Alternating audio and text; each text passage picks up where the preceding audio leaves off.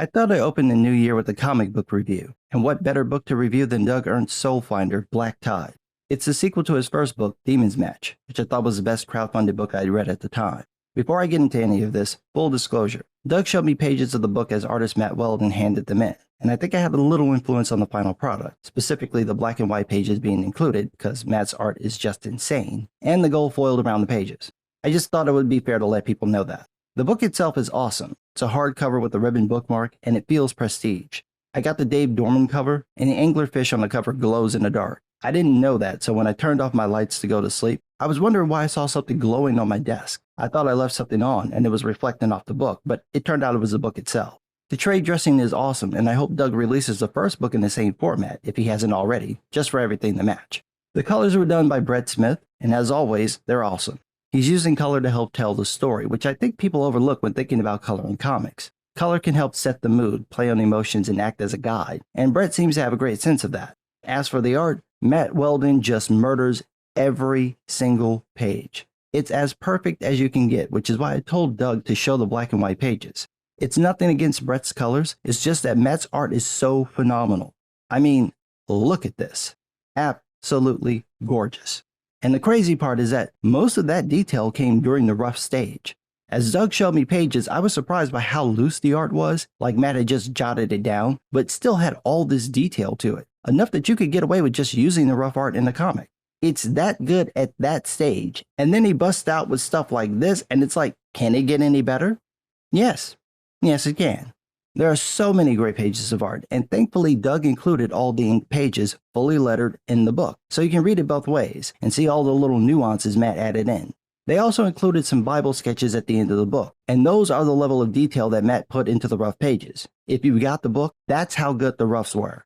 As for the story, this picks up sometime after Demon's Match. The gist of the story is that Blackfire, the demon from the first book, is still out there and his minions are still active. One is seeking an 18th century ship called the Star of the Sea because there was a cardinal on board who kept the Catholic passengers alive through just the Eucharist when everyone else was dying of sickness. The demon follower figures that the ship might contain relics that will help the followers bring forth the Black Tide, basically the dwelling place of hopelessness, which will help Blackfire gain more power. The corrupt follower is a former Navy SEAL named William Neville who became obsessed with the occult. Father Patrick Redder, Father Reginald Crane, and Detective Gregory Chua have to track him down before he can get to the Star of the Sea, while dealing with the typical military brass trying to cover up their mistakes with Neville.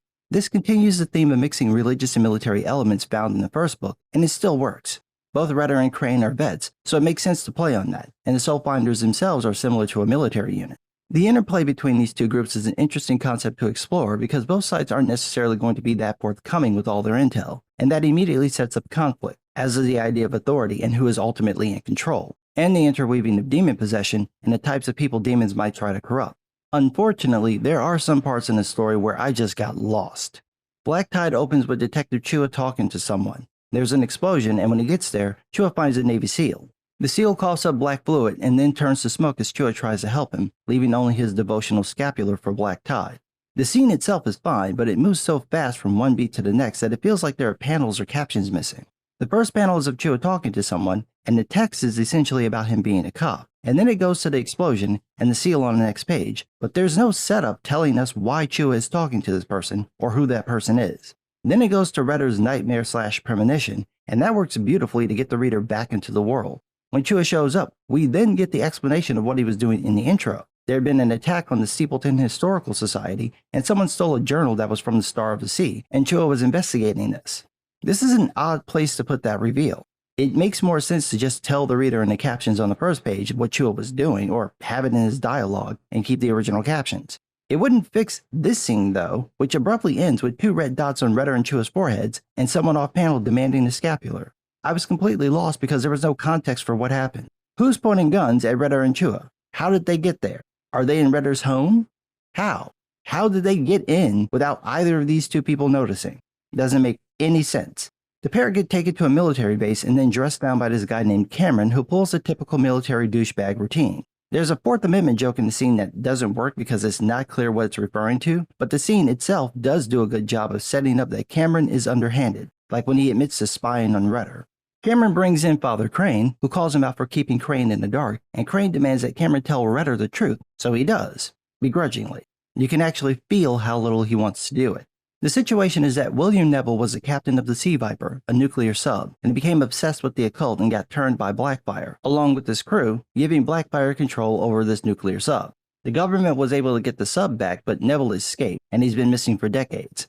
Apparently, now he's looking for the Star of the Sea. Again, this is a great setup, but it moves so fast that it feels like story beats are missing. It's never stated in the scene that Neville is looking for the lost ship, or why he would be looking for it, or that the brass thinks that he's behind the Steepleton attack. It's implied, but it'd work better if it were clear what everyone thinks. Even if it's Redder or Crane calling Cameron out for continuing to hold back, that would help set up what the stakes are, because at this point, it's not clear. What has Neville done over the decades other than be on the run? What makes him dangerous to the military or to the Soulfinders? That's what's missing. We can see from their interplay that Crane and Cameron have some background with each other, but it lacks context. What exactly is their beef? We don't really know. We do know that Crane has some sordid history in Vietnam, or Cameron claims he does, but that's just put there and never mentioned again. It's fine to save it for another story, but that's a big thing to put on the table and not have Redder or Chua ask anything about it at all. This continues to happen throughout the rest of the book, where the scenes themselves work, but it feels like something's been edited out. A good example of this is the next scene. The group meets Oscar Redburn, who's going to take them to the Star of the Sea so they can dive down and get whatever's there before Neville does. Redburn's pissy with them from the start, which leads Crane to call him a government plant, and there's even a text message Redburn sends to a General Falco asking for Night Stalkers, implying that he's going to double-cross the team. This is a great setup, but then it breaks down when they all talk about the plan once they're on the ship. The first part is with the dialogue, where Redburn says that the pirate in him is envious of the trio. Then Redder mentions his war wounds, and I think Redburn does the same. I'm not familiar with military lingo, so he could be talking about something else. Either way, the conversation doesn't make any sense. Why is Redder mentioning his war wounds when Redburn talked about being jealous of them? Then Redder explains what happened on the Star of the Sea, how 90% of the passengers died of a sickness and most of the rest died during nasty weather, but the Catholics survived thanks to the Eucharist being given out by a cardinal. Redburn makes a comment about them going to get the cardinal's bones, which pisses off Chua, who storms out because of Redburn's attitude. And that would be fine if Redburn had been taking shots at them the whole time, but he hadn't. He's been a jerk, but that's about it, and he's not really said anything offensive.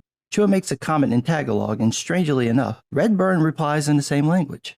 Then he and Crane argue, and Crane leaves, so now it's just Redburn and Redder, and they have the playful banter that would have justified Crane and Chua being upset. It's like the scene's been reversed. The angry walkout happens first, then you see why they walked out, and I'm not sure why it's told that way. The banter is good though. You get to see that there's something off about this Redburn, and as he leaves the room, Redder notices a plaque on the wall that says Submariner, hinting at what's actually going on. Another strange thing about this section is that the font on page 12 randomly changes size. It's just a little smaller, but then goes back to the previous size for the rest of the book. It's also true for the black and white pages, so I'm not sure what happened there. The major issue at this point is that it's not clear what's on the Star of the Sea that Neville or Blackfire specifically wants, and why they want it. I can guess about the latter part, which is that it'll give them power, but I have no idea what the former part could be, which is a problem story-wise, because the plan is for Redder, Crane, and Redburn to dive down to the ship and recover the thing. But how would they know what the thing is? It's never been mentioned. If they do know what the thing is, why aren't they mentioning it? I get why they wouldn't tell Redburn, but why wouldn't they tell Chua, which would then be the way for the reader to know what the thing is? At this point, we're about halfway through the story, and we still really don't know the stakes. We do get to see just how off Redburn is when he goes to talk to Chua and then speaks German out of nowhere, saying, "Do you think the captain is in control of the ship? We control his tongue's rudder." Now we know why he's been so testy, but since Chua can't understand German, he doesn't realize Redburn is possessed. He does have his gun out though, so Redburn doesn't make a move on Chua, but he does make a move on Crane, spitting black fluid into his face and knocking him out. Redburn then looks out the window, mentioning the general again, and it appears that he wasn't the one who called in the Night Stalker, but instead it was Crane, and now I'm confused. I checked the page again, and it really does look like Redburn is sending the text, so I'm completely lost. Maybe I missed the panel where Crane had a phone in his hand? I don't think I did, but even if I did, it helped with the flow of the story to have a panel of Crane clearly taking his phone out or texting, just so it's obvious who's doing what. A similar thing happens with the rest of the page. There's a panel of someone doing something under the ship, a shot inside of a helicopter, and then the helicopter flying away. I have no idea what's happening here, and if that part of the script hadn't been included at the end of the book, I would have never figured out that this was someone placing a bomb on the ship, and Night Stalker, I guess, is just patrolling the ship. The script also mentions that Redburn hears the chopper, but there are no sound effects included in the book, so you'd never know why he was looking out the window. You can get away with not using sound effects, but the paneling needs to make up the difference. If there was a panel of the approaching chopper, the diver diving into the water, and then the rest of the panels, it'd be clearer what's happening. The next scene is also confusing because Redder says that he's fine with changing the plans due to the weather, meaning that they're going to dive now, but there's no context for that. We don't see Redbird come to Redder to say anything about this, and he doesn't say anything in the caption on the previous page. Worse, it's not clear how much time has passed. It would seem like it's the same night, but it could be the next day. When Redder says that he should get Crane and Chua, Redburn says not to wake up Crane, and Chua just pops up and says that he's been up for hours. But neither of them object to the idea of leaving Crane, the Soulfinder with the most experience, on the ship without telling him to change a plan. That just seems out of character for both of them, especially Chua given how Redburn acted. They should be suspicious of him, but they're like, nah, it's fine. Chua never even mentions to Redder what happened the previous night with Redburn. So Redder and Redbird dive down to the ship and find a perfectly preserved 300-year-old cardinal's body just floating there. Totally not creepy.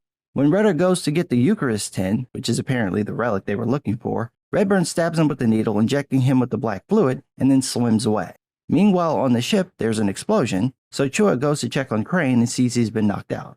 He rescues Crane and jumps off the ship. Back in the ocean, Redder has a vision of his mother, and he realizes it's an illusion created by the demon Abyss, and fights it and is carried metaphorically by a whale back to consciousness, and then he flees. This and the nightmare scene are the best scenes in the book. They give a great sense of the emotional damage these demons can do to a person to break them, and the strength of will it takes to fight them off. I also like that part of the reason this doesn't work on Redder this time is that he went through this before in the previous book, so he's prepared for the games demons can play. Redder makes it to the surface and sees Chua and the still unconscious Crane. He prays over him, and in Crane's mind, we see he's battling the demon Abyss, and Redder's prayer aids Crane, who manages to fight off the demon. He wakes up, and the trio wait for hours in the water, shockingly not being eaten by sharks, until General Falco's Night Stalker arrives. And I'm confused again, because I thought they'd already been to the ship. Were those previous panels them leaving the airbase and not checking out Redburn's ship? Or are they just doing it periodically? I'm thoroughly confused about that. At any rate, Crane has a chopper take them to the Sea Viper, where apparently SEALs are already trying to break in to find Redburn. It's not clear how they know to do that, since the only people who knew about Redburn fleeing would have been Redder, Crane, and Chua, and it makes a little sense for anyone in the know about the Star of the Sea to go in without a Soulfinder because Neville could be in there doing occult stuff. When the trio land, Chua mentions that it's ridiculous for them to stand there listening to a gunfight, but since there aren't any sound effects, it wasn't clear that was happening. This is where a couple of panels showing the team entering the sub and getting attacked would have helped. It's also not clear why they have to cut their way into the sub when the SEAL team just went in. How did the team get in, and why can't the trio just go that way? Anyway, they cut a hole in the sub. I'm sure that's not going to be a problem later. And the trio go in, and they meet who I think is Cameron, but who they call Admiral Styx. Doesn't really matter though, because he dies, turns to dust, and leaves a scapular too. Then we get the big reveal. Redburn is Neville, and he's gone full hentai. Chua shoots him, but that does nothing, and Neville pimp slaps him into Redder. He then causes the sub to dive, sending water rushing in. Probably shouldn't have cut that hole in the sub. Crane tries to bind him, but Neville dives into the water and pulls Crane down with him. Redder prays, taking his rosary and placing it in the water, and this exorcises the demon out of Neville, and then it's over. Very quickly over. It's just too simple. The tension was building, Crane's attempt failed, you've got Redder having to do this before they all drown, and it's said and done in 3 panels. It doesn't have to end with a massive action scene, but it would have helped to see what effect turning all the water into essentially holy water had on Neville. This is the climax of the story, and it just ends. Crane pops out the water holding Neville. We get a quick epilogue saying that Neville's free of the demon, but since he's still into the occult, he could be possessed again. And then the story's done. Okay? Overall, I like the concepts and themes in the book, but I think there are several places where there are missing beats and confusing elements that make it hard to follow. That could be a page limit thing, where Doug only wanted the story to be so long, so he edited out those sections. It could be that he was suffering from lucacia, where you know more about the world and the lore than what you put into the story, so things that aren't said and shown make sense to you and no one else, like the Star Wars prequels. Could also be that he just didn't notice, but it is there, and it takes away from the story. I still think it's an enjoyable read, but I had to read it a couple of times to figure out what was going on in some places. I could see those missing elements being a turnoff for people. I would still say to check the book out because the art is ridiculously good. If for no other reason, get it for the art. You have to own Matt Weldon's art. You must. There is a good story here. All of it wasn't told, but it is here. To me, Black Tide is like The Matrix Reloaded. It's one draft away from perfection. But what do I know? I'm just some guy.